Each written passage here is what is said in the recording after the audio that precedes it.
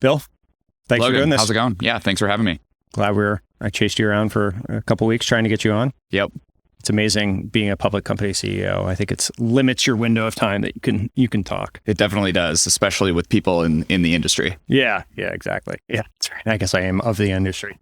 So maybe for people that don't know, tell me a little bit, what does Braze do? And then how do we know each other? Yeah, so Braze is a customer engagement platform. So we work with primarily B2C brands. And what we do is we help them manage relationships with their end consumers in a kind of more impactful and relevant way through digital messaging. So we integrate into their products to help them understand how people are using them. We track those user journeys to get a better understanding of the customer. And then we dispatch messaging on channels like email, push notifications, SMS, or in-product messaging, delivering things like surveys, or maybe running an inbox inside of an app or a website to coordinate all that digital communication and ultimately help build great relationships with those consumers over time. Multi-channel customer communication. Yep, absolutely. And we know each other. So we go back about 7 years now. That's right. I believe you were living in Boston. I was. Hard to believe. There was a weird 2-year period that I was living in Boston. Yeah, and I was down here in New York, and we were fundraising. The company was actually called Appboy at the time, which we'll talk about. Which there's some meat on that bone. Yeah, and we were raising our Series C, I believe it was. It was a pretty long fundraising cycle. Like 10 months. Intermittently raising at different points in time. It was like June 2015, because I remember Miles had neck surgery. You remember Miles is like laid up and unable to his move paid Manning surgery. Yeah, his paid Manning surgery on the Zoom screen. Yeah, and actually, it was a little on and off. We were taking the temperature of the VC markets, and we were also still, actively growing the business, trying to kind of time it and find the right partner. And then the early 2016 opens up, and we have, what was referred to at the time as a SaaS crash. We're probably in a little bit of a deeper one right now, but that was definitely an interesting time. We saw a lot of the VCs we had been talking to. I was pretty convinced that everyone out west just decided to go skiing at Tahoe for the rest of the winter and not really do any deals. You guys stayed around the hoop, to your credit. And so, Battery ended up leading the Series C, and that was how I would say the relationship cemented itself. Yeah, it was obviously in retrospect, you guys are worth whatever, billions and billions of dollars, right? 3.5, 4 billion, depending on where it is today, has been an amazing investment and a fun at the time. I think, you guys were approaching double-digit ARR, probably 9-10 million, and the deal was done at 91 posts. Yep. I remember we were haggling over. So from my side, Miles, who's the president of the org, kind of does a lot of the go-to-market stuff for the business. The market corrected, and we had already passed on Appboy, 5 times or something. There was a folder in Battery's box structure that said, I think it was called like Appboy round 6 or 7 or 8. It was just like this continuous thing. And we remember it corrected, and it was always a function of price. And it's so funny to think in retrospect, we were haggling over like, is it 100 or 125 or 90 or 80 or 150, right? Mm-hmm. All these numbers seem so quaint now. Yeah, and they seem close together, but they're pretty big percentage-wise moves, and it results in a lot of different dilution. A lot of different dilution company. For you, a lot of different ownership for us. It's just crazy to be coming out of a time in which everyone just sort of viewed, hey, what's 100 million, 200 million, 300 million among friends, even a billion, whatever. It's all the same. And it's funny to go back to that point in time and we were debating is this 7x ARR? Is it 13x totally. ARR, right? And, the last couple of years have really made that look ridiculous. It's an interesting lesson because I was like, hey, listen, I think that there's some chance that this can be like a very big, important public company. But my base case for the business was that it was going to be a $200 million acquisition, right? And so I was like, I want us to be at or under 100 posts. And it's just so funny how imprecise that logic is, right? To think through that I actually had any idea what types of outcomes, within that band, especially as multiples expanded and contracted and whatever. It's interesting. Well, yeah. And to your credit, if you guys had not stayed around the hoop like that, as the market conditions went down, you wouldn't have been able to make the deal at the number that you wanted to or needed to or what have you. But from our perspective as well, we spent so long waiting to fundraise that we didn't have very many choices at that point. We were starting to run out of runway. And that taught some really important lessons. We definitely dialed down the burn from there, which is, I think, a cultural attribute that really benefits us now in the current public market sentiment. And by the way, when you were at 10 in ARR, certainly as a percentage, but maybe also absolute dollars was like borderline the most you guys burned. Even like at 100, you were burning less in terms of absolute dollars. I know percentage, but I remember and it was something like 30 million or 25, 30, something like that. Well, yeah. So the total amount raised up until that point was, call it something like 30 to 40 million. And we'd been around for 5 years at that point. And then to market when we IPO'd in mid-November of last year, add another 5 years of company life, we'd only burned 95 million total, and we actually got all the way to 250 million in ARR as we did that. So yeah, I mean, in that range, we went from 10 to 250 and burned incrementally only about $60 million. Yeah, over the course 6 years. Yeah, that's wild. So how many people is Braze now? We're somewhere north of 1,300 today. Okay, 1,300 across. Yep, spread out around the world. I used to say that our offices were kind of in the current and former British Empire. During COVID, we started expanding beyond that. The current and former British Empire, and also like the most expensive per square footage real estate in the world. Yep, absolutely. Yeah. Headquartered in New York, then we expanded to San Francisco, then we went to London and then Singapore in order to kind of make sure that the sun was not setting on the Braze Empire anymore. And then during COVID, our strategy of trying to put offices in these regional hubs and then be able to travel to customers didn't really work anymore because no one could travel. So we started opening up additional offices from there. So we've since expanded into Tokyo in order to open up the Japan market. We've got a great growing office in Berlin. We recently started hiring in Paris. And as we get a critical mass of people there, we'll be opening up a physical presence. We've also expanded in the US into Austin and Chicago. Those are both super fast growing here in the Midwest. Yeah. It's in the middle of the country. Yeah. It's nice of you guys to break. I know you had a rule of like, we're not willing to pay less than $75 a square foot for office space. I know that was like one of the considerations. It's nice of you to deviate from that. So I want to talk a lot about Braze and all that, but let's go background first. So from Minnesota. Yep. Darwin, your father. Yep. Wonderful man. Absolutely. Lisa, your mom. Yep, Lisa. I guess I'm going to see them this weekend, actually. Are you? Yep. Are they coming to town? No, I'm flying out there. Oh, nice. Yeah, I didn't know excited to see them. I saw them, 2 weeks ago for your birthday? Yep. Yeah, so I guess the important part of the story, we said how we originally met, but now we're very close friends, and I obviously know your parents by name. Was that your 35th birthday 2 weeks ago? Yep. Roughly. So grew up in Minnesota. Mom was a bookkeeper. Yep, that's right. Dad was a HVAC maintenance. Yep. Absolutely. And so growing up, I assume they didn't have, correct me if I'm wrong, weren't following the tech industry in mass. So maybe talk a little bit about like childhood Minnesota, growing up. How did you get into computers originally and all that stuff? Yeah, so I don't know all the background because I was only 5. Yes. But in 1992, a friend of my dad's convinced him to buy an IBM. And so we had I believe it was a 46, 33 megahertz. It had a 212 megabyte hard drive. It came with a internal 2400 baud modem, like 2.4 kilobits per second. And so that got plopped down in our basement in a little bit of a corner desk in 1992. I started, using it and definitely, caught on to the concepts that the computer was bringing to me and really enjoyed it. We didn't get the internet for another few years. I still remember the first time I ever used the internet was over at my cousin's house, and they had AOL, and I came home and was trying to convince my parents that one of those floppy disks that we kept getting in the mail, we should, pop into the computer and see what we could do with it. AOL 3.0, or what was the one? I think that's right. AOL 3.0. I think that was the big one that that was me. I mean, obviously we're only 6 months apart, but that was the one that I remember we really went all in on in my family was AOL 3.0. Yeah, and then a few years later, they started mailing out the CDs, and you could start collecting all the CDs. But yeah, it was definitely the floppy disk era of signing up for AOL. So got into computers. You were also a pretty good math student. Yeah, I actually, early on, and I remember in elementary school, I got pulled out of math in first grade. They told my parents, it was gifted and talented, but actually I think I was probably being disruptive because it wasn't like I got specialized teaching. I was just kind of set in the back of the room to like play with.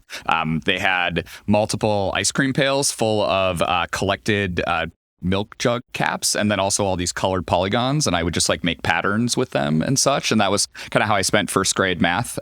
and it put me in the corner and kept me from disrupting the rest of the class. Teachers recognized you were special in some way. They exactly. weren't just totally sure which way the specialness. Yeah, and the kind of rural Minnesota public schools didn't really have like a separate tract that was really productive to put a kid on. And they weren't. It wasn't like a pipeline to Stuyvesant or one of these. Absolutely. Yeah, you weren't like going to Hotchkiss grooming school. I imagine. I don't even know what that is. Yeah, so, exactly. Yeah. It's a prep school. But yes. So you did that, and then at some point, I assume they recognized that you were good at math. Remind me, like by the time you were a freshman in high school, you were taking college. You were going to the University of Minnesota. Yeah. So actually, and kind of a funny story. So I lived and grew up where my ancestors who immigrated from Sweden actually homesteaded, like literally, got their 160 acres and had to farm it for 5 years, kind of thing. And so I grew up right across the street from where the original homestead was.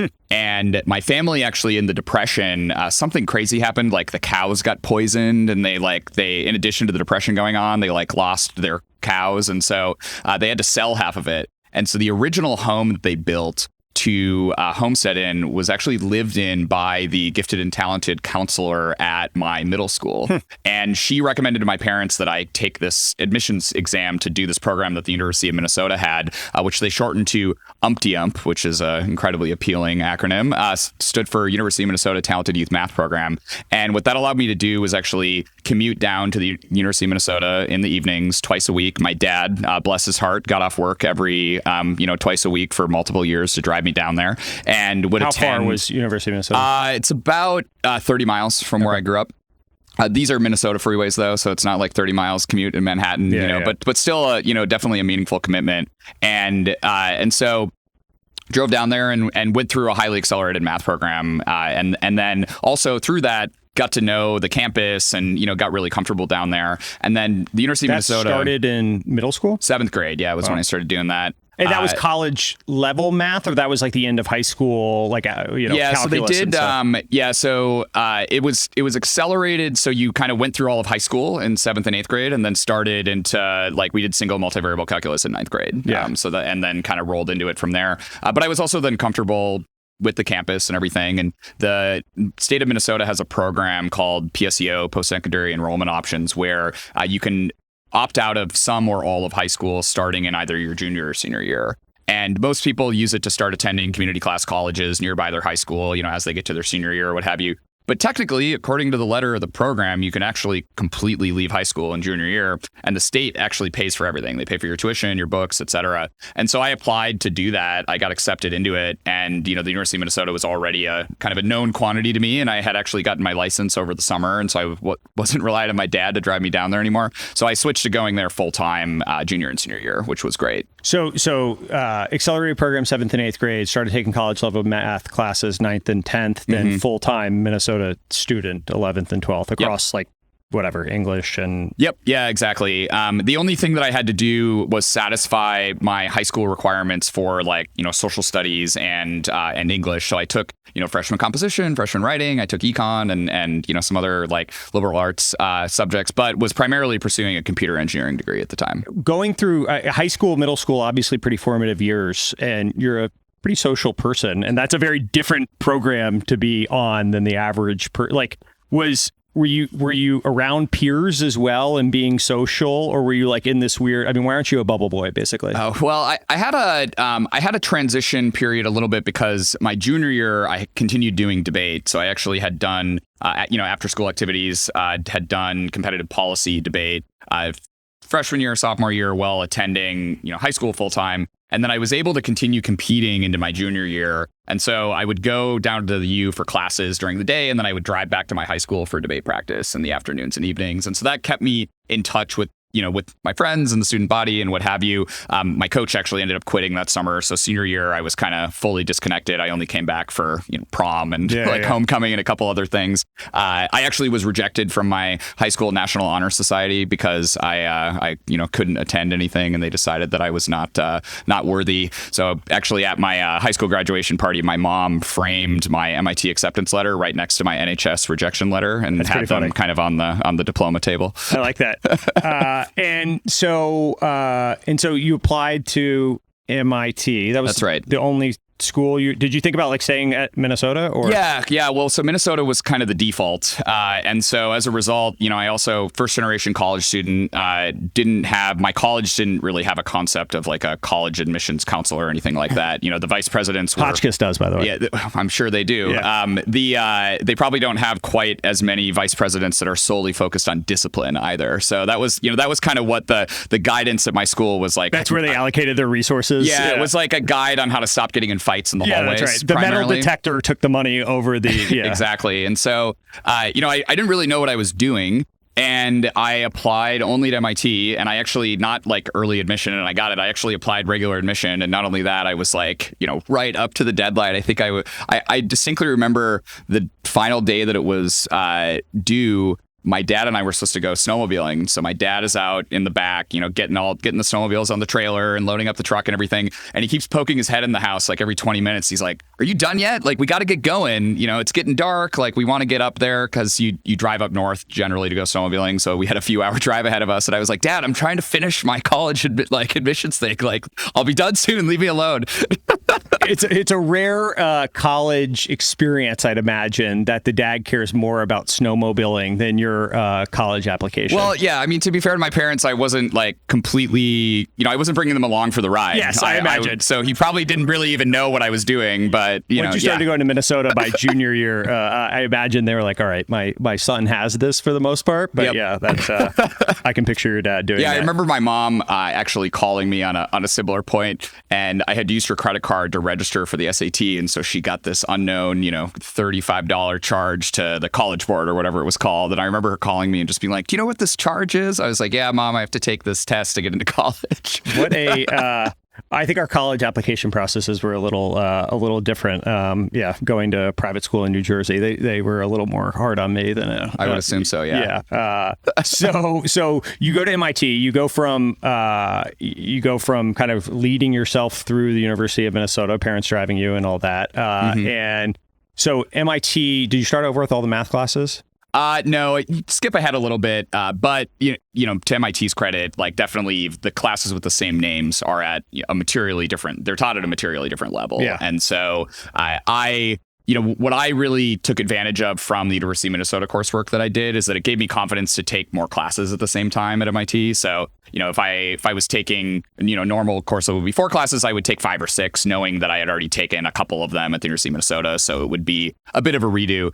So I took advantage of that to kind of optimize, take more classes and just get a little bit more breadth in my college education. Yeah, interesting. And so, and debate was still a big part of, you debated with my high school classmate, Adam. Yep. Yeah. On and off. After my coach quit my junior year of high school, I actually effectively took about 3.5 years off, and I picked debate back up, a different format of debate in college midway through my junior year. And so I ended up, and then we'll get to this later, but I ended up coming back to get my master's, so spent a semester. So I had 2 full years of debate right at the tail end of my college career with your high school classmate, Adam. And Adam and I actually closed it out by winning the North American Championships, which was pretty cool. He's a smart guy. He was most likely to succeed in my high school graduating class. He beat me. Very nice. Yeah. And then Adam Goldstein. Look at you now. I know. I have a podcast and he doesn't.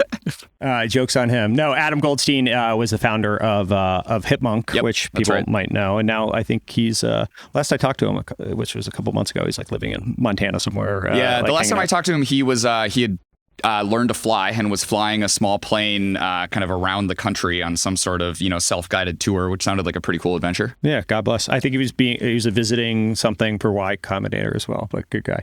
So you did that and then came back and got your master's at MIT. Yeah, so I actually worked at Bridgewater Associates in the summer of 2008 as an intern. It was definitely an interesting time to be in the hedge fund world as the financial crisis was getting started. Interesting time, interesting place. Absolutely. And an interesting time to be at an interesting place as they were kind of on the cusp of starting to really grow and become a little bit more notorious, for their culture than their performance necessarily. And so came back, finished my senior year, and was actually going to go back to Bridgewater for the summer again and then come back to MIT and and probably work in the PDOS group, which is a distributed systems group, for my master's degree. But I got this call from Hal Abelson in April. And Hal is a professor at MIT, and I had actually worked with him as a course assistant through the curriculum. One of the upsides of me having already done the University of Minnesota's beginning computer science curriculum is that when I first started at MIT, the first computer science class that you take, which used to be called 6001, actually used the same exact textbook as the one that I had taken in Minnesota. So there was another offering being given. It was an experimental new course of the kind of new computer science curriculum. It was being taught by Hal, who coincidentally is the person that wrote the textbook that was there. And there were only about, I think, 10 or 12 of us that opted to do it because 6001 was definitely a legendary class, and a lot of people wouldn't pass up the opportunity to take it. I had already kind of, taken a class with the textbook, and here I had this opportunity to take a class being taught by the guy that wrote the textbook. Yeah. So I took that. And then over the course of the next 4 years, was involved in that new curriculum. When they offered it the second time, there were only 10 of us that had taken it before. So we were ripe for choosing to be course assistants or lab assistants. So I got to know Hal, and he was taking a year off of MIT to go do a sabbatical. And on his sabbatical, he was a visiting professor at Google, which is in their system is technically you're an intern. So Hal liked to call himself Google's oldest intern. But when he got, to Google, he obviously had this long lineage of people that he had taught, all these PhDs and other people he'd worked with in the past. So he had pulled together a group of people that he had worked with in the past to build a visual programming language for building Android applications. And the goal with it was to kind of bring it into the lineage, if you're familiar with things like Scratch or Logo or Star Logo, which today are used to teach kids of all ages computer science. We wanted to kind of build one of those for mobile and bring it into the classroom. And so there were actually pilots with like Harvard, MIT, with Georgia Tech, with the University of Michigan, with UCSF, a number of other participating schools. So Hal called me and was forming this team to start this project called App Inventor for Android. And, it was really exciting to me because Android had just launched that fall. And I had a lot of conviction in mobile and how it was going to change the world. I had a lot of interest as well in just kind of both the educational side of it of, how do we teach more people programming, but also the idea of visual programming languages is really interesting to me. I think I had tried several of them out in the past and felt like they had a really hard time kind of breaking through that glass ceiling of functionality and really moving beyond being toys. And so was excited about the opportunity and called up Bridgewater, told them that I was going to, pass up on the option of coming back that summer, and packed everything up, moved out to San Francisco, and worked out of the Android building in Mountain View that summer. For how? Just for the summer? Yeah, well, so I worked there in Mountain View for 3 months, and then as we got to the end of the summer, the team included a couple other visiting professors and some other people from academia. So we were going to lose about half of the team as we went into the fall, but we're going to run these pilots for all of the introductory computer science curriculum. And so they needed more people on the team, and I kind of volunteered up that, I would be able to keep working as long as we could figure out some way for me to pay for my master's degree, when we got back. And so Google offered to fund a research assistantship, and I ended up with a pretty good setup where I went back, I had one class that I had to finish for my master's, and I had to write the thesis. And I continued working on the project at Google and then wrote my thesis about the project itself. That's cool. Yeah. So you graduated in 4 years? So I did my undergraduate in the normal 4 years, graduated in summer of 2009, and then came back and did my master's in a semester and then finished at the end of January in 2010. Got it. And undergrad was in? Computer science, yeah. So they were both in computer science. They were, yeah, yep. Got it. And so then you did all that, and Bridgewater is still hanging around. And like, what was I guess you were there for a summer at that point. You had been at Bridgewater doing... Yeah, so working on the team called Core Tech, and basically what we worked on were all the systems that were shared across other groups. So all the kind of common infrastructure, data manipulation systems, et cetera. A place known for sharing, but this was actually the infrastructure. So, and you went back there to pay off student loans. Like, remind me, you knew you wanted to do something entrepreneurial, but you're like, hey, I need to do something that pays me first. Yeah, exactly. I mean, for a variety of family reasons, and also with the student loan kind of hovering over me, didn't have really the financial independence to be able to go and take big risks at the time. And so, I also really loved the team that I worked with at Bridgewater and the challenge of the problems that we were working on. And so I made the call to move back. And then the way that I lived my life when I was there was very cheaply. I shared a house in Connecticut with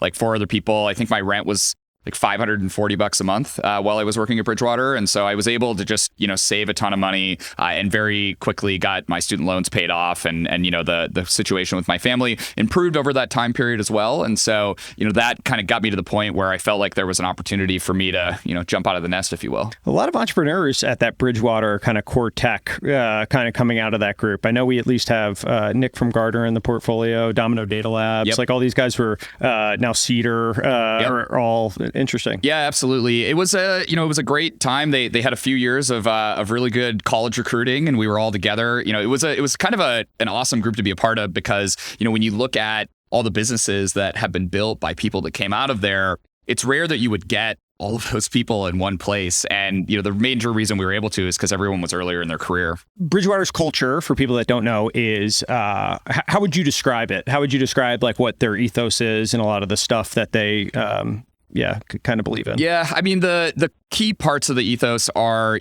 having a heavy emphasis on direct communication, on, they call it radical transparency, and using that to really deeply diagnose root causes of issues, dig into things to get really base level understanding and then extrapolate that all the way up.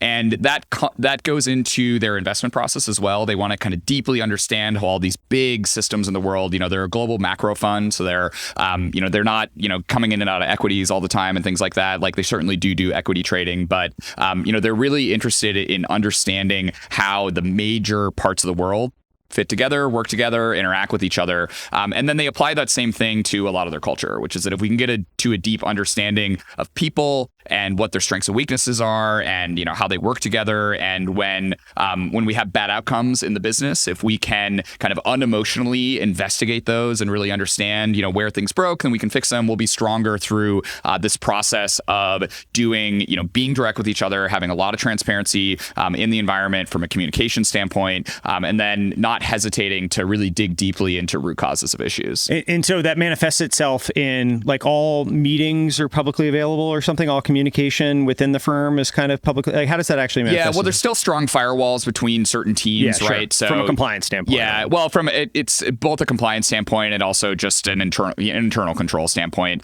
But things like the equivalent of the board meetings at Bridgewater are recorded and shared. And not only that, they're actually adapted into like coursework for everyone to do, where you listen to certain recordings and passages from what are called, the management committee meetings. And so that there's a high level of transparency. One of the things that I really liked about that, being a junior employee in one of many departments, was that I actually had a purview across the whole company. And so if you're a curious person, you're able to very quickly learn a lot about how the business operates and how decisions are made in various places. You don't need to have like, you don't need to be in the room where it happened, if you will, because the transparency actually gives you that opportunity where if your ears are open or, you're paying attention, you're actually able to learn well outside of your role. And I did find that to be super valuable, especially when I first got there. From a learning standpoint, I totally get that. Are there other elements? I mean, it's been described to me, I think Ray Dalio is a very well-respected thinker.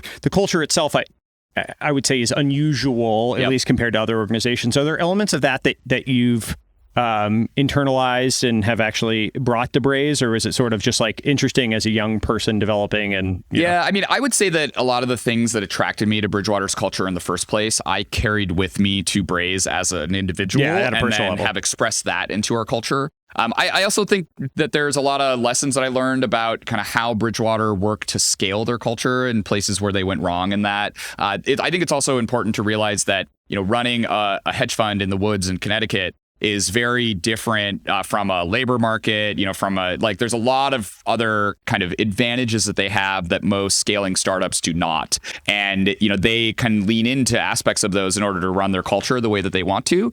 But that doesn't mean that that should be directly applicable to, other industries, other company sizes, other talent pools, things like that. So you were there for 2 years? I was there for about a year and a half. And a half. And so Appboy. Tell me the founding story of Appboy.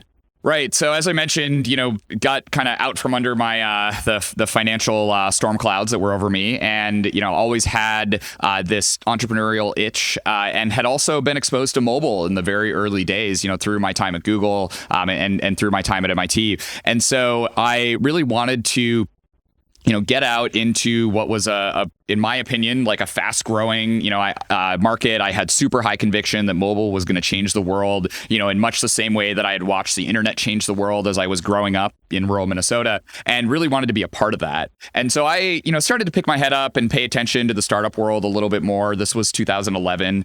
John Hyman, who is Braze's CTO today and was my third co-founder, back in the day, John and I were the two technical co-founders. So I was CTO at the time, John was CIO, and then Mark Germazian was our CEO. So John and I actually already knew each other. John was my boss when I first started at Bridgewater, and we quickly became friends, and John really helped mentor me through my early days, especially at Bridgewater, to come up to speed more quickly. And he had left earlier in 2011 and was looking for new opportunities actively, and he invited me to participate in the TechCrunch Disrupt hackathon with him. And I actually already had plans that weekend. I was supposed to go up to Ray's Vermont Hunting Lodge, where they bring interns up there, and you can go and shoot trap and generally enjoy the space, which is pretty cool. But doing a overnight programming competition also sounded pretty cool. So, I canceled on that. I would have picked Ray Dalio's Hunting Lodge personally, but I think this worked out. Yeah, for my you. Girlfriend who was supposed to go with me would have agreed with you as well. So I actually did also cancel on her for that weekend. Ex-girlfriend. Yeah, ex-girlfriend. Yeah. And so we came down to New York and did the TechCrunch Disrupt hackathon.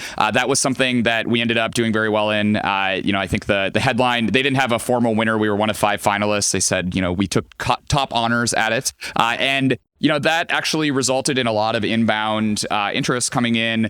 John and I both got, a lot of people reaching out. We had a couple of video interviews on TechCrunch as a result of going through that hackathon. So by and large, there was a bunch of opportunity that essentially became available. And I was at Bridgewater, and, I kind of decided okay, our stock is high right now, right? There's a lot of awareness for John and I. We should leverage this into getting started on a new opportunity, and the time to do it is now. And so I, decided that I was going to leave Bridgewater, and then just needed to figure out, which opportunity I wanted to take part in. During that hackathon, John and I were actually walking back to the conference on Tuesday morning, day 2 of it. And John was on the phone with his girlfriend, who is not his ex-girlfriend, but actually now his wife. And he was talking to her, and so I didn't have anyone to talk to. I started chatting up the guy in the crosswalk next to me, who happened to be Bipul Singha, who was actually a partner at Lightspeed at the time, later became the CEO of Rubrik. And he then recognized us on stage the next day when we were presenting our project, and tracked me down, and the email went something like, "Hey, I don't know if you remember me. We met in a crosswalk, but saw you up on stage, and I've got this friend who lives down in Houston. His name is Mark, and he's been looking to start something in the mobile space, and I think you two should chat." Had Mark started, was Appboy incorporated at that point? Mark was doing energy trading or something? No, it was oil and natural gas, full on, drilling Rigs. and production and everything. Yeah, okay. Had geologists on the payroll and all that. Okay, so I knew it was something like that. So Mark was living in Houston. Yep. Was Appboy incorporated? Yes, it was. So Mark had actually started... This is a long way of saying who's to blame for the name. So Mark had actually started a different company idea called Appboy a few years prior to that. It actually, he got a cool press piece where the BBC called it one of the best websites on the internet in, call it, 2009, 2010. And that article is, you can still find it somewhere.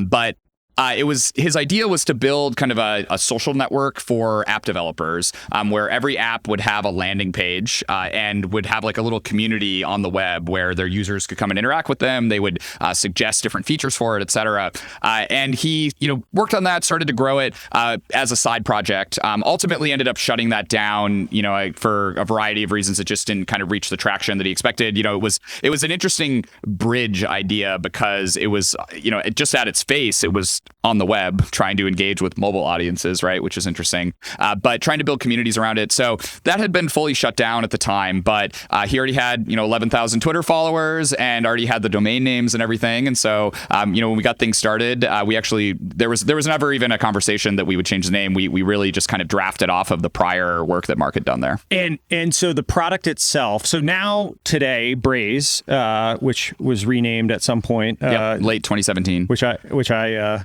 advocated for a while. But the thesis behind it, was it rooted at always going to be mobile and marketing automation, communication? Was that like what it was from the start? Yeah, so it wasn't, I wouldn't go so far as to say marketing automation, because when we started, we didn't think about marketers being our customers. We actually were thinking about app developers being the customers. For a long time, and people kind of forget this, but like there was a question of, was mobile going to be its own ecosystem and it was going to be standalone, or were the communication channels going to be like marketing, customer support, whatever, sales, and all those things? Was it going to be like a standalone mobile, or was it going to be verticalized by industry? Yeah, and to be fair, at the time as well, there were a lot of mobile apps that had a lot of excitement and investment, but there were none that were actually building sustainable businesses, right? Like there was no one that really had a revenue model in mobile in 2011, 2012. Because the App Store came out in 2008, right? No, it was a bit later than that. Depends on whether we're talking about iOS or Android. But yeah, we were still in the infancy, right? Yeah, we were in this like period where you could put an app in the App Store and people would download it exactly because there were so few apps in the App Store that you could kind of download, whatever looked cool, right? App discovery was certainly not a big issue at the time. So what was the thesis at founding?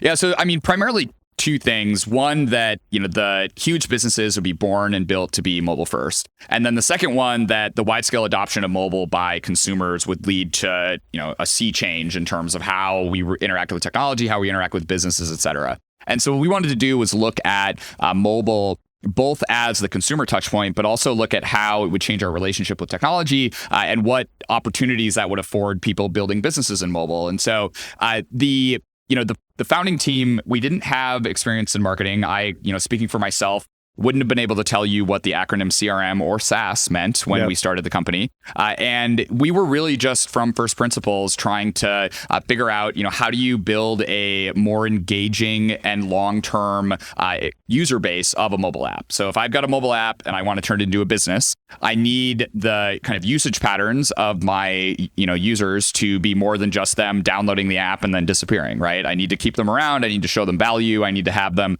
develop habits and loyalty. And become organic promoters of what I'm doing. Eventually we would figure out how to have them pay for things as well in order to really drive those revenue models. But that wasn't really part of the mobile ecosystem at the time. I actually remember having conversations in 2011, 2012 where we had this toolkit and we could prove that it helped, drive additional usage of a mobile app over time. And I had this app developer tell me that he actually wanted his customers to stop using his app as soon as possible after downloading it, because he had already sold it to them for $1.99. And the longer they used it, the longer he was going to have to pay for server bills for them, right? And I just remember thinking to myself, like, well, that's not a good customer. Also, this just doesn't feel sustainable, right? Totally. Like that model of pay a pittance for a mobile app to download it and then you own it forever. And there's an expectation that people will maintain and keep a meaningful service running forever. That clearly wasn't going to work out. And that's why we see that most, successful mobile business nowadays are run on some version of subscription or, continuing transactions and things like that. And that was what we needed to eventually happen because we were really building for the long term. But that wasn't really how mobile was operating in the early days. So from an architecture standpoint, I think one of the things that was kind of the aha moment for me when we invested was mobile was interesting-ish, but the architectural decisions that you guys made, you were early adopters of Kafka, you were early adopters of Snowflake, you were early adopters of Mongo, at a commercial scale. And so were you, in terms of future-proofing for all the data ingestion and all that stuff that now enables you to send notifications across email, across SMS, across in-app notification, across web push, all of that stuff, were you just like, hey, this is cool tech and we need to be forward-thinking in the tech that we adopt so that we can recruit cool people? Or were you thinking that hey, setting up this schema and this architecture in such a meaningful way will allow us to have a more holistic view of the customer and therefore be able to be much more flexible in the types of communication we can do? Yeah, I mean, so it's a few things, and I would also call out that with the exception of Mongo, those other technologies were not in use when we started the company. Yeah. And so, we have always been kind of on the leading edge of adopting new technologies. We were also, I was on some of the first alpha technology preview calls for Kafka Streaming and Kafka Connect, which Confluent obviously commercialized. But prior to that, we had already built out a stream processor, largely on our own by kind of pulling together open source software with our own development. And those concepts were baked in from the very beginning. And it's interesting you say, mobile was interesting, but the architecture, because the architecture is exactly driven by what makes mobile unique and special. I think, the other thing is that we weren't held back by an understanding of how marketing technology had been built. So, which was mostly, all the people that you're now displacing are their architecture is centered off of an email address for the most part, right? Yeah, the data models are usually centered on email addresses, and a lot of, especially if we're talking about the legacy clouds like Salesforce, Oracle, Adobe, et cetera, which were all kind of foundationally built around these ESPs, like the email service providers founded around 2000. A lot of those products were built to send email campaigns, right? And when you think about kind of the performance demands of something like that, if you, just to take some simple examples, if you have a 5-second delay before you get an email, you probably don't even notice that. You got to switch to your email inbox. Your muscle memory probably refreshes it when you open it anyway. You've already waited 5 seconds. Who knows if it was the Wi-Fi or whatever. Yeah, similarly, like an email campaign goes out, and you're actually, as the sender, probably more concerned about throughput than you are about the time to first send, as another simple example, right? But if you're throughput being, did it actually get there versus how long did it take to get there? That would be deliverability. Throughput being like the rate at which something is delivered, right? So, for instance, if it takes me 30 seconds before I send the first message, but thereafter I send at 100,000 messages a second, right? If I'm sending a big campaign out, all I care about is how many got sent in the first minute. Whereas if I'm dispatching a single message to someone, the thing I care about is the latency of that first message, right? And the other interesting thing is that if you're going to be in a product experience, then even 5 seconds is inexcusable, right? You're not going to wait there while a mobile app is frozen for 5 seconds waiting for the inbox to load, right? Your driver's on its way, and at that point you're too frustrated. There's a lot more real-time usage that happens. And so when you look at the performance pressure of being able to communicate on a one-on-one basis, which was now possible, at any time, which was now possible because people were bringing these devices with them everywhere that they went. You were going to have to compete in a more noisy environment because, oh, by the way, everyone else has the opportunity to communicate with people at any time as well. And so we just looked at, what are the pressures that are going to be placed on this combined with the opportunities? So we're going to have the opportunity to interact with consumers directly. We're going to be able to, reach out to contact them whenever we want, but we're going to be in a noisy environment. And we want to make sure that the experience is holistic, right? The idea that you would have a separate email team from a push notification service from an in-product messaging or whatever was like not something we ever even considered because we were trying to solve a higher level problem. The higher level problem was how do you build good relationships with people? And, the answer to that includes being able to communicate with them wherever they are and doing it in a way that's relevant and that is experienced by them as a holistic experience. And so you just kind of take those pressures and you put them on the technology, and it demanded that we build a, real-time capability. And so we did that through one-at-a-time stream processing. Everything in Braze is event-driven. We process new events that come to us instantaneously as they come in. That gives us an ability to be interactive in the moment, which lets us use the same architecture, the same targeting techniques, the same personalization techniques to deliver messages to you in the flow of a product experience in the same way that we would an SMS or an email or whatever that would come out of band. And I think when we looked at that, it was logical. But again, we weren't kind of held back by the way that marketing technology was built because we didn't even know that we were building something that would eventually be used by marketers. Yeah, it's almost like you were baptized by fire in that mobile. You were ingesting a bunch of different data. There wasn't a single identifier that you needed.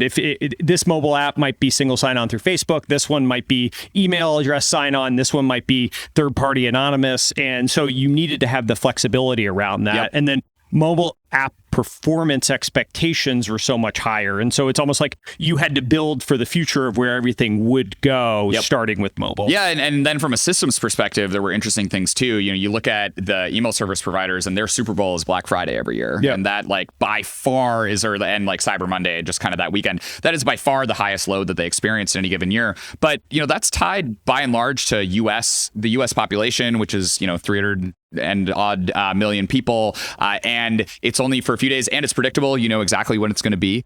The early days of mobile, I remember us having these huge traffic loads on Thursdays, and we didn't know why in the early days. And it was it turned out that we had this application called PicStitch, which people would use to make, composite images that they would post on Instagram for Throwback Thursday. Yep. And us being kind of, out of the loop, we didn't know about Throwback Thursday, but we were just getting these massive server loads every Thursday. And then we started to bring on other international clients, and it's Black Friday is a big deal. What's much bigger deal is the Cricket World Cup, right? And not only that, but that's happening at least on a surprising schedule to us, because we don't even know what these culture events were that were leading to massive audiences, and they were often happening in the middle of the night in Eastern time or what have you. And so from a kind of trial by fire standpoint, definitely the ability for the system to be able to elastically scale up and down in response to demand that would often just show up and then be globally distributed. There's it basically looks like being hit by a distributed denial of service attack all the time as these things happen. And in many cases, we would cause them as well, because if you send out a campaign and the campaign works, then everyone suddenly shows up in the app at the same time as well. So we were dealing with really big audiences. They were spread out around the world. Their load demands were unpredictable. And we were trying to deliver on this performance guarantee that was just as capable of delivering, an email as it was of actually rendering something in the flow of a product experience, which has much higher demands on it. How much of this, we can look back and tell a narrative of how future-proofed this made you guys today to be the public company that you are. How much of this was, hey, this is where the world's going to end up going, and so we need to service this? You could have said no to some of those customers. Maybe they were great customers, but you could have said, hey, this is actually going to break our entire infrastructure to deal with this, and you're a one-off person that has to do this. And so how much were you thinking about just solving the problems as needed at the time versus how the rest of the world might end up getting to that point that whatever that load was on the cricket match is probably what an average Braze customer does to your servers these days, right? Yeah. A few things. One, I think we always embraced those customers that really pushed us in various ways, because, I think the power user, if you're building for them and you're satisfying them, then you're gonna kind of also satisfy, the rest of the adoption curve in a more meaningful way. I remember Tender as an enterprise customer, and I was like, I'm not sure if this is enterprise. I remember us having this debate, and you're like, no, it's actually, they're pushing our infrastructure. They're paying us a ton. They have tons of users, and they're pushing our infrastructure. And I was like, okay. Yeah, and there's a lot of people, we have this expressive visual programming language called Canvas, and, we would have people that would build out these campaigns that would just do, I always oh man, that's really clever, right? Well, but our Canvas, by the way, so just for people that, so Canvas is basically a visual guide of if this, then that, kind of the flow through campaign builder that you'll do. Hey, if Logan picks up his phone and responds, then don't send another message. But if not, then if he ignores that, send an email over here or whatever. All the complicated logic. Yeah, right? and it's kind of a full circle thing for me that I had to chuckle at as I realized it a few years ago, which is if you go back to my story about my master's degree, I was going to go work in the distributed systems group. I ended up working on a visual programming language. Oh, interesting. And, when you look at Braze today, it's effectively a visual programming language that sits on top of a stream processor that runs as a giant distributed system, which is a pretty cool connection. Yeah, interesting. And so in terms of, so all that architecture was built out, and you guys were hitting your stride, and there was a few of these customers, I remember us when we were doing the diligence, a few of these customers, we were like, are these going to sustain? Are these going to be huge businesses that are going to be able to keep going? But eventually the market caught up to what you guys are doing, and the mainstream of, whatever, airlines and hospitality and financial services and all that stuff needed the infrastructure that you had built out. Yeah, absolutely. And it took evolution on a lot of different dimensions. Consumers had to, as a simple thing, you probably remember people being apprehensive about putting their credit card number into a phone. Again, that seems quaint. I remember all the debates about should I really pay for an app the same amount I would pay for a coffee, or this idea of digital goods. We also, when smartphones first launched, like GPSs would just drain the battery down immediately. So a lot of these location-enabled services that we have nowadays were not feasible. You couldn't stream even music in the early days of mobile, in the early days of kind of Android and iOS in the App Store. So there was a lot where the technology caught up, the cell networks caught up, consumer sentiment caught up, and then the businesses, enterprises started to really realize that there was opportunity here. And, that didn't happen until in the enterprise meaningfully until 2015, 2016, 2017. As part of the reason that if we go all the way back to the beginning of this, it took us a while to raise financing in that time period because we weren't yet at the point where the enterprise was really taking mobile seriously. To the extent that the classic enterprise had mobile apps, it was usually some sort of innovation team, and they were building something and they would treat it as a toy. They wouldn't hesitate to shut it down if it wasn't getting early traction because it hadn't really been integrated into their broader strategy.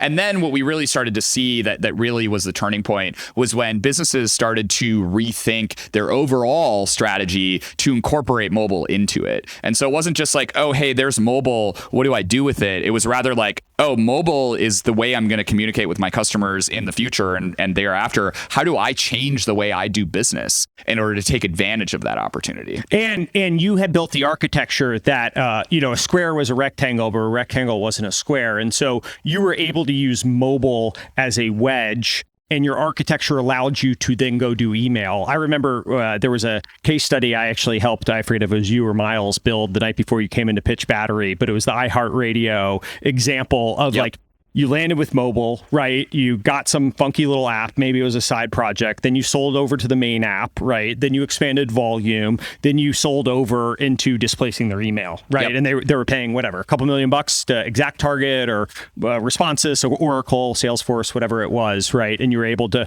use that as a wedge. And then you were built to go do email as well. That was almost like, playing on 8-foot hoop after you were competing on a 10-foot hoop. Yeah. And, email audiences were kind of definitionally a lot smaller than the mobile audiences. We ran into a whole bunch of conversations where customers were really concerned about, they were concerned about performance delivery. And we were just like, we can so easily do this. Like what must be going on in the legacy, email providers? Because their SLAs were like, 30 minutes or something? And your SLAs were like 0.3 seconds or something? Right, exactly. Like we were just operating in a totally different universe and we didn't even realize that we were, right? Yeah. Now, to their credit, we were also missing features that they had that were probably table stakes for marketers that we didn't know about. Because Which is a lot of the visual canvas stuff. Yeah, and for instance, we only had a drag and drop email editor as of a couple years ago, right? And so there was a lot that they had built because we, again, didn't think we were building marketing technology out of the gate. So we had to catch up on that. But the underlying data models and the performance of what we had was really head and shoulders above what was available. Another, interesting anecdote, you bring up iHeartRadio. The first time they sent out a large campaign, they actually gave us a heads up because it included an image in it. And I guess when they had been working with Salesforce or whoever it was, they had to give them notice in advance because they needed to seed their CDNs to actually host the images. Because when it went out, it was just like a lot of bandwidth. And we had never even thought about that, right? The system was just built to handle that. And so they sent us in the notice and it took us a while to even figure out what they were asking about. And then we were like, oh yeah, no, that's not an issue. You definitely don't need to tell us, before you're doing this. What do you feel like, and I don't know if we didn't talk about this before, but was there anything that if you were giving advice to an entrepreneur, if you were to go run it back, right? Let's just say, Braze got acquired one day and you decided to go start another business, right? Was there anything philosophically that you would go do either differently or make sure you do again that an entrepreneur or I don't know, as an investor looking at companies that you feel like you guys really, really got right? And it could be something we touched on here or something that, it comes to mind. Yeah. I mean, one of them is something that we've been doing since the Series C when we almost ran out of money, which is to make sure you've got a cash cushion, right? You never know what's going to happen in the environment. And you need to make sure that you can live to fight another day, kind of no matter what comes at you. And so that's something where we got lucky on that, but we, effectively ran out of or almost ran out of money twice before we even got to our Series C.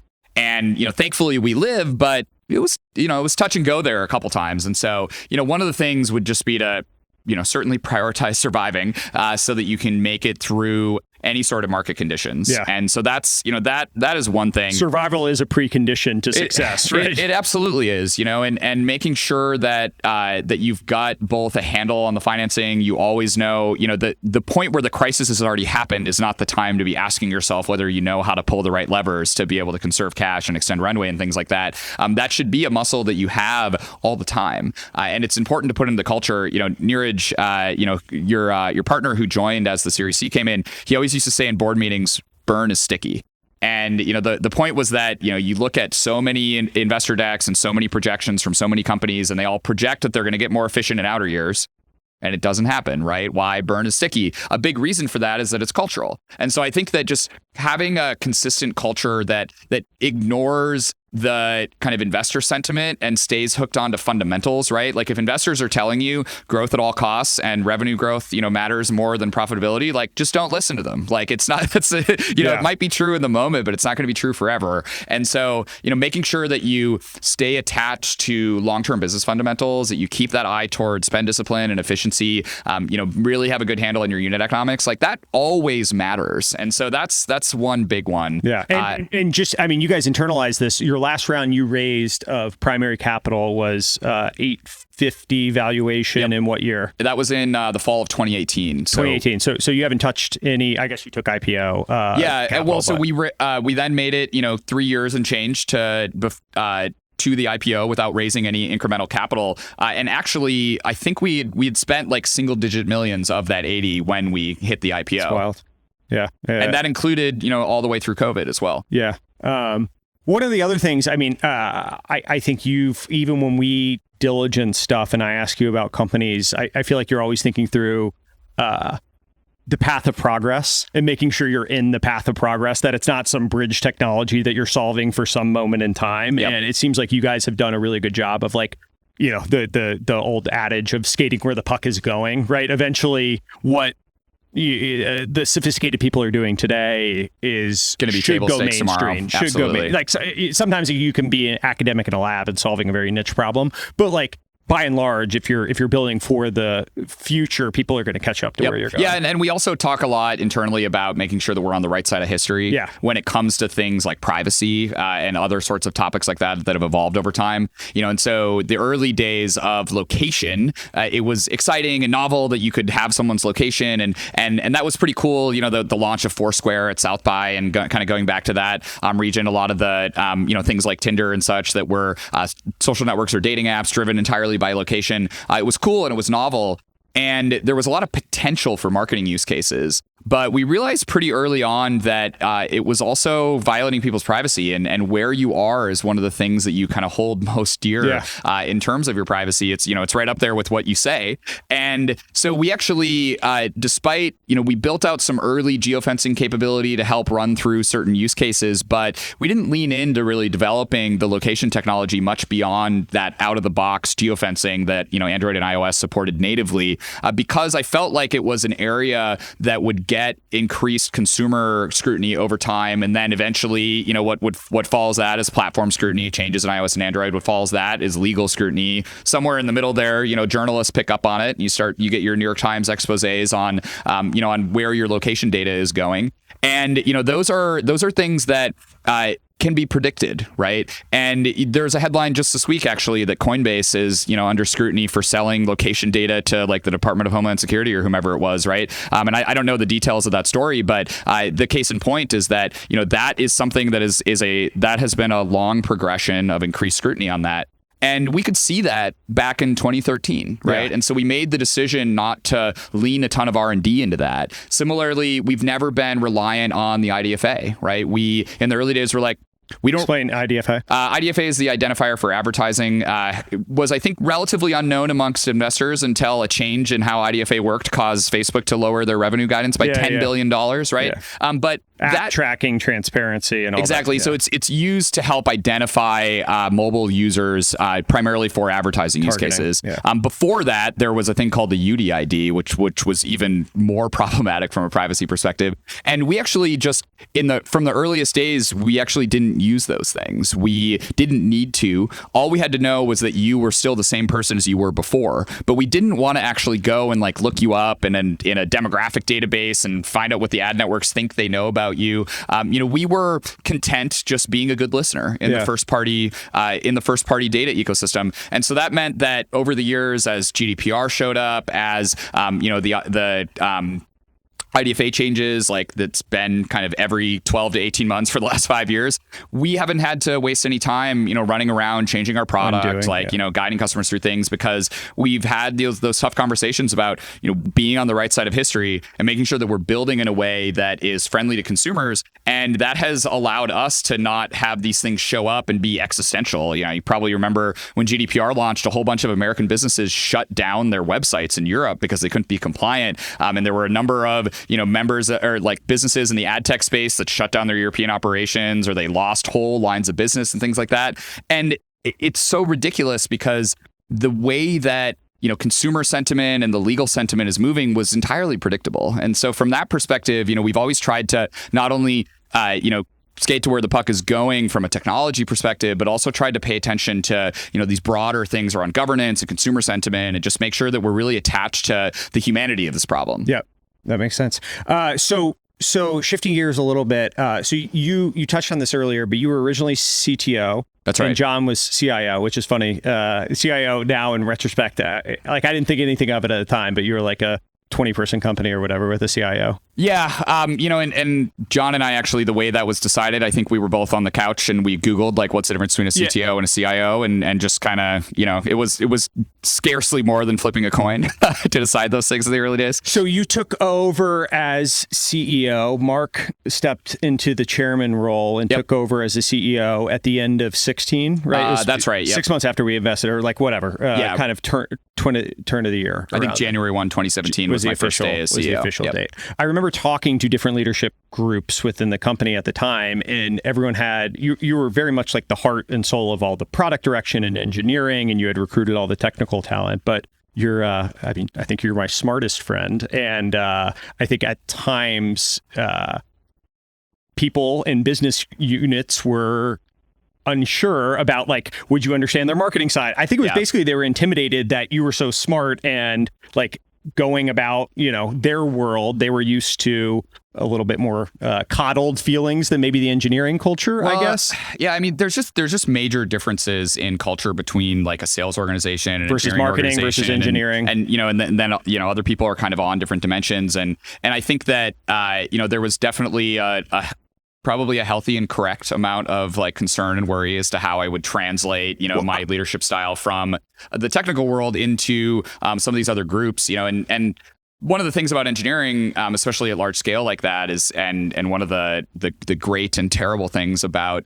software is that computers only do exactly what you tell them to do, right? Which means that when they're breaking, it is your fault because you've told them to do something wrong. Yeah. Neural nets notwithstanding, where those things get a little bit more of a become a little bit more of a black box. But and so the concepts of kind of right and wrong in engineering are very more black and white, binary, if you will. Yeah, exactly. And so, but when you're dealing with humans, right, when you're in a sales cycle, when you're kind of helping customers onboard, when you're dealing with like technical support, when your counterparty is not a bunch of transistors, right, and a bunch of very clear, binary outcomes, but rather the spectrum of humanity, you have different skill sets. You have different ways of organizing the groups that actually work with those. Like the ups and downs of the job are very different. The way that you define success and what makes it difficult are completely different from an engineering org. And so that was definitely a learning process for me. How did you do it so well though? Because it went from like,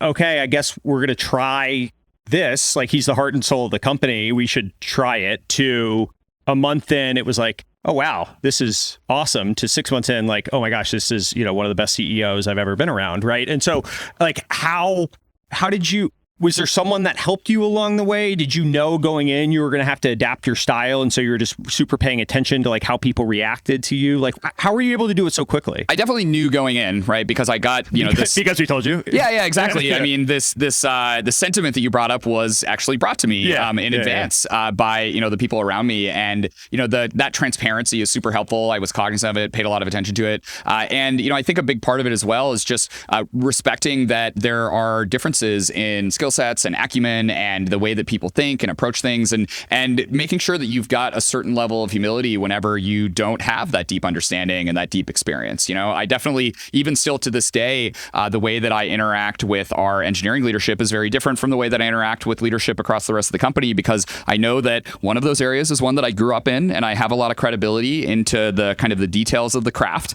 And in other areas, I have no credibility in the details of the craft, right? Like, I have intuitions and I have purview that is broader than they do, right? So I'm seeing more of the company, and those things are my unique value add. When I go and I work in another group, my value add to marketing or sales is that I'm also paying attention to what's going on, broadly across the rest of the company.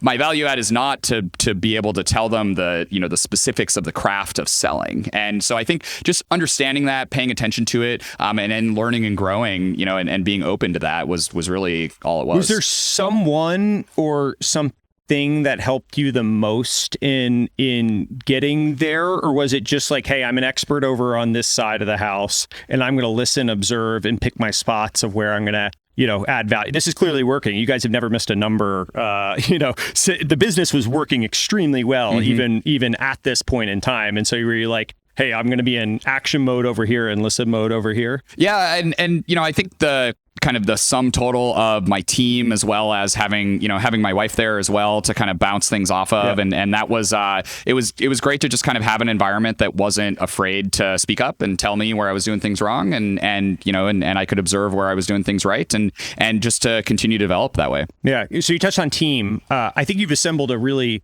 impressive leadership team. Someone compared it to like team of rivals, like Lincoln in his in the way he assembled his cabinet. But how do you think about like bringing together different personalities, at times different people that are definitely going to disagree about things? How do you think about like recruiting that group together and then making them all work to the optimal decision? Yeah, I mean, I think a lot of it goes back to respecting people and their craft, right? And also understanding that we are stronger if we can get a group of people with a diverse set of strengths and be able to have them coexist with each other, right? And it's harder to get people that are different from each other to kind of coalesce as a group and be able to move forward together than if you have a bunch of people that are, more homogenous in various ways. But you also don't have as diverse of a set of strengths. And so in a world that is still so dynamic, right, we as a company only exist because of the rapid change of both technology from a consumer and adoption standpoint, as well as the kind of technology that we use to enable ourselves to be able to service that opportunity that is coming to existence because of the way that mobile changed the world and consumers and brands and what have you. And then we also are in a dynamic world around us. I've been reflecting recently on how the fact that I've been reading The Economist every week for the last 15 years is as important for me to make good decisions in my job as my computer science education was, because so much of what we deal with nowadays is geopolitical and a lot going on in the macro environment and those kinds of things. And so just respecting that, people come at problems from different ways. They bring different levels of experience. They bring different specialties and disciplines. And if we can get those groups to, coexist together, we will be a stronger whole. And so that's something I've always prioritized. I look for that when I bring in leaders. It's funny that you kind of bring it back to Lincoln, because I very explicitly actually govern the company with a influence by federalism, and federalism has its faults in government here. But one of the things that it does well is that it's thoughtful about what does the kind of federal government or the company-wide processes and rules and the technology choices, the ways we do things. Where do we really need to have a company-wide standard? and where can we enable departments to adapt the way that they run their groups in order to better suit their cultures. And so I've empowered my department heads to actually have kind of independence and autonomy in terms of making decisions around a lot of different, policies, everything from, like for instance, with return to office right now, we have a kind of menu of options, and we've allowed for engineering to take a different choice than, our global service and support group to have a different choice from our sales team. And that, that's something where we certainly benefit from there not being chaos and having everyone and every group just kind of deciding on their own. So that's why we've collapsed it down to a menu. But we also respect that these groups run best if given an ability to adapt the way that they do work to the people that are on those teams and a lot of those things that I spoke about before that really makes these groups different. So do you think setting that framework of the federal kind of framework for that, as well as hiring, as well as messaging to the street, is that kind of your job as you think about it, is to sort of set that and then enable people to succeed? Yeah, I mean, I think that's a lot of that is the always on responsibility. Yeah. And then there's also just, keeping a understanding of, where in the business needs more attention at any given time. And that's a constantly rotating problem, right? As the company scales and different groups are scaling at different speeds and they're running into new challenges. And, I like to say every team has their own form of production hell. It varies from group to group, but just being there in those moments as well to help, teams through critical transformations or maybe places where, we've got leadership gaps for various reasons and kind of moving around the company in that way and personally assisting. Yeah. Interesting. So talk to me about going public. So you went public last November. Yep. I was with I remember watching it with your mom and dad. They were very, very proud. Yep, we flew them out. It was well-timed. Delta had already come back down and Omicron hadn't shown up yet. So we actually managed to sneak in a pretty meaningful in-person celebration for the IPO, even though the roadshow was all virtual and all that. One of the worst hangovers I've had was the next day after that. I was out too late at a karaoke bar with a lot of your team. Very nice. But a fun event. One of the things in talking to people was that you actually shifted the conversation from the IPO itself to IPO readiness and public company readiness. Yep. How was that something you came up with on your own? What was the principles of that? Because I think the way it manifested itself from my perspective was that you were preparing the company to run like you're public, regardless of what the date was going to be. Because I think it kicked the can at one point. We were going to do it at this point, kicked the can a little bit later, and then it ended up happening, but it was unclear if there was going to be a window, right? Yep. Had we waited another 6 months, probably would have been another 6 days. 6 days. Exactly. We were up against the wall on that. So how did you think about that? And then how did that manifest itself in action? Yeah, I mean, so there were a variety of things. One of them was, advice actually at the board and the investor level to years in advance start to think about what numbers we would eventually provide guidance on and that we would eventually report on and the types of metrics that, the street would care about. A simple example is ARR is very important to private investors, right? Revenue is very important to the street, right? And so they basically encouraged us to start to think about, guiding the business in the way that we would when we were public years in advance. And that includes things like, changing the way that we measure the company's performance for bonuses, in terms of thinking about commission plans, in terms of how we qualify sales activity and things like that. So there was already this idea that we should be looking into the future and using that to inform our behaviors today. Another thing is that I saw what I felt were just bad examples of strategy in a lot of these really big private companies that were avoiding going public. There was all this conversation why would I bother to go public? Because I can raise all this late stage money at these great valuations. And it's well, from my perspective, they were just keeping themselves in, the minor leagues for longer. And what that allowed them to do, it's if your goal is to avoid scrutiny for longer, you're probably going to build things into your culture that you don't want to be there, right? And you're going to allow certain behaviors to cement themselves. And so from my perspective, there are aspects of being public. The quarterly cycle can lead to short-term thinking in many ways. You want to make sure you have counterweights to that. There's all this additional scrutiny, et cetera. But so much of it actually makes you stronger and better. And so from my perspective, there was both the preparation and then also just the understanding that, I I think private company CEOs treat a lot of these public company activities and a lot of the other burdens that it has as like merely transactional cost that is to be avoided as a, maybe it's at best it's a necessary evil. I think I thought a lot about it as just like these things make us better. They make us stronger. They make us more durable. We're more predictable. We've got, there's less room for mistakes and things like that. Like if you are a private company and you're able to pass an audit on public company accounting standards, as the CEO, that should give you more confidence that everything's being done well, right? So I didn't really understand why someone would want to avoid that, if you will.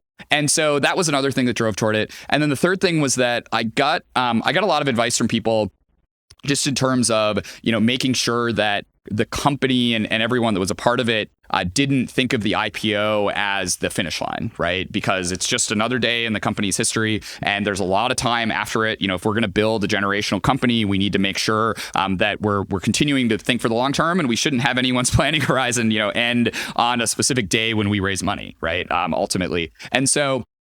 Combining those three things together, just saying like, how do we start to organize ourselves on these things in advance? Because you can't, as agile as you are as a company, you shouldn't be changing people's comp plans and the way that you define success and things like that, like on an abrupt basis.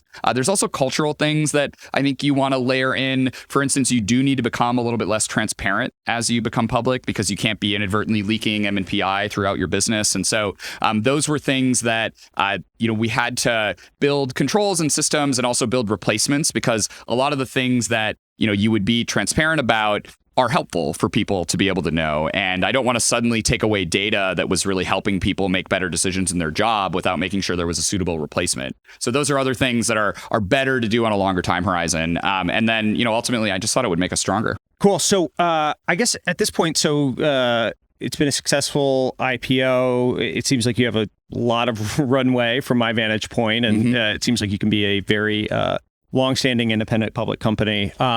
What motivates you now? People can look up. You own a decent percentage of the company. You've had a bunch of success. You're going to be an empty nester at some point here. One of the youngest ones, I think, in history. Yep, relatively soon. 2.5 years, right? Yep. 2 years.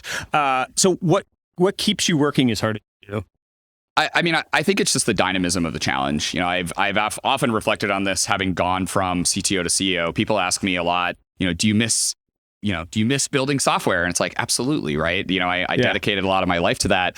But the thing that I liked being about a technologist is that you're constantly working on new problems and you're always doing it with new capabilities. And it's a fast growing, dynamic environment where, a lot of people work together. You stand on the shoulders of giants and you build great new things kind of on the frontier of what's possible. And in a fast-growing company, you're doing the same thing. You're doing it, not with software packages and libraries and the cloud, and certainly we are doing that with the product, of course. But you're building new teams and new competencies, and you're honing new muscles within the organization in order to go solve new problems. Continue to expand our horizons. Every year we talked about the office footprint as a pretty simple example, but breaking into new markets. The market itself continues to change, and so the challenge continues to be very multidimensional, super dynamic, and we're always able to go and approach it with new capabilities that we're constantly building and kind of making those investments. And so I think from my perspective, the growth and the change is still a really engaging and challenging problem, and one that really excites me. Yeah, and the opportunity in front of you. I remember talking to you at one point about time horizons and long-term excitement of all this stuff, and you're like, what am I? I'll just go start another company at some point. And so it's like, I like the company I have. I'm just going to keep building and learning, and the challenges are dynamic and all that. Yeah. And, one of the really interesting things about having now built something for 11 years is that we're building it at a scale that, like, almost by definition, it would take a decade to get back to, right? And so, I know that a lot of people kind of like to jump around, but the new experiences that are available to you at scale are not accessible in the same way, right? And like, maybe you could go move to another company that is at a similar scale or is bigger, but you wouldn't have the history in the background and be really the credibility that comes along with that. Yeah, I mean, absolutely. You're in rarefied air already just by being a public company. And I think you have rarefied opportunity to continue to build around this. Absolutely. So, last one. We talked about this before. Give me the crypto story. Jen. Yeah. So my crypto story, my wife is the main character in this. So my wife and I, we met in 2013. And I had been, as I do with most technologies, just kind of figuring out what was going on in this crypto world thing. And so I thought that it would be a funny stocking stuffer to buy my wife some Bitcoin as a stocking stuffer. And by the way, as like you're the one that owns my domain, right? You own a lot of people's domain. You will do these little fun projects on the side just to entertain yourself. Yep. I'd like to troll people. Yep. So yeah, I wish you bought me Bitcoin instead of bought my domain address. Well, this is the big reveal that I'm the owner of LoganBartlett.com. Yeah. I know that you've referenced, your friend that owns your domain name on this podcast a couple times in the past. But so I bought her, Bitcoin for Christmas, and she was like, "You bought me a QR code for Christmas? Like, what is this?" And I kind of was like, "Well, you make a wallet and you do this," and I explained it to her.